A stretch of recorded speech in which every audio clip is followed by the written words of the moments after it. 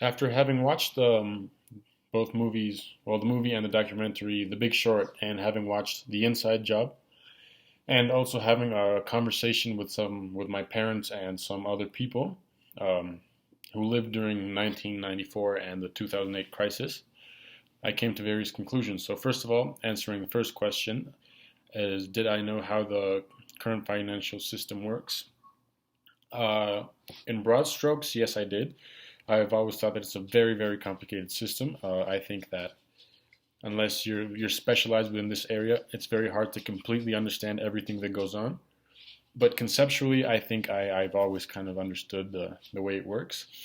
But there's a few things that I found confusing. But these kinds of documentaries and movies actually help me a lot to understand these things. And I did kind of know like the basics of Wall Street trading, and that most of these things aren't actual physical tangible property, which is why it's so complicated because you're not dealing with actual physical assets. So money can be, kind of manipulated very easily. For the second question, which is how did I feel after watching this material?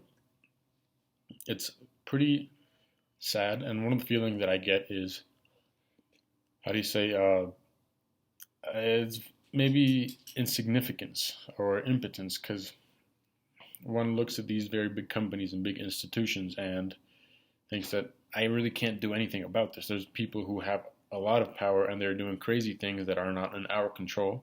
And, one can try and play within the stock market and buy and sell shares, but at the end of the day, there is some people behind the curtain doing a lot of sketchy things.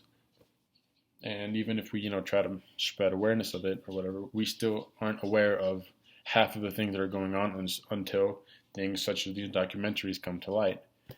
So it is a bit, yeah, it does make you feel a bit small or insignificant. And then the third question is, what do you know now that I didn't know before? Maybe a bit more of the specifics of how you know, the problem in the 2008 bubble happened. I already understood that there was like a lot of issues with, the housing market, and they were selling a lot of houses, and the people couldn't really pay them off. But that's just like uh, a very superficial explanation of what actually happened. There was this explanation within the video of the documentary, the Inside Job, that mentioned that these investment banks, they were giving loans for things such as commercial mortgages and like car loans or student loans or credit card debts. But instead of giving each one of those individually, they would join them all together and do this thing called a collateralized debt obligation, or CDO. And this was one of the biggest problems which I wasn't aware of, because once you mix all those things together, it seems relatively stable, and that's why they would sell them as AAA bonds, which means that they were very stable um, bets, if you will. They were very stable investments, but in reality, they were not. So it was all a complete fraud. And rather than a fraud, it was just very, very speculative, and it was very uncertain, which is actually the opposite of what a AAA bond was. But people didn't really know what they were doing. And also, the worst part is that a lot of them kind of did, but they did not care because they were making a lot of money. So that was one of the biggest problems. Also, what can we do to improve the system and how? That is a very hard question for me to answer because, as I mentioned in a previous question, one feeling that I get is insignificance. Well, rather than insignificance, it's more like the inability to do something. These are companies and people who have so much power that it's almost impossible to actually do things unless you're a part of the government and you're working to make laws that make these things a lot harder.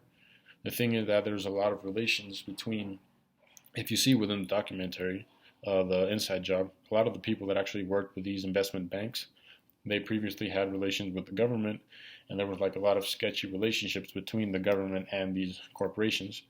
So it's very complicated. I feel like it's very hard to change these things, and I personally don't know what to do. Perhaps maybe make more documentaries or make more series of discoveries such as these, and shed light to the issues that are happening, and maybe people won't invest so much. But at the same time, if you don't invest so much in the industry, then there's an economic problem. Honestly, I don't know if this is a bad answer, but I genuinely would not know what to do to solve this issue.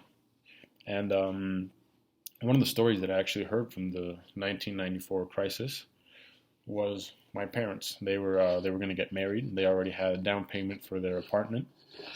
They were quite young. They already had like half of the payment for where their wedding was gonna take place.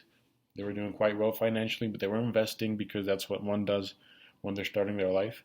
And then all of a sudden, the financial crisis hits, and they lost all the down payment for their apartment. They could not. Their wedding plans had all been canceled. Everything had gone down and spiraled. So they had to have a very small wedding with very little people. And it's honestly, it's a very small thing. There's a lot of people who lost their job. There's a lot of people who actually, lost their companies. So there have been, of course, like a lot worse outcomes out of this. But in the case of my parents, yes, they did have a hard time, starting their independent life because of this. All of their investments and their things had just gone away because, like, from one day to the other, the 1994 crisis avoided all those things. But yeah. And finally, what does this have to do with democracy and citizenship? Well, I think that it's very important that us as citizens, we are aware of the things that are going on, and that people within these higher levels, they have to act in a democratic way, and they have to do it in an ethical democratic way, because technically they are following laws, but they're very thin, kind of sketchy laws that they're kind of finding loopholes within it. So it's very important that they make these processes very open and democratic, so that once these companies or these people make these kinds of transactions, they make sure that they're following the regulations, and that the regulations are actually well set, so that they don't, benefit off of us people, or off of, the well-being of the economic, sector. But yes, that is what I believe. Thank you very much.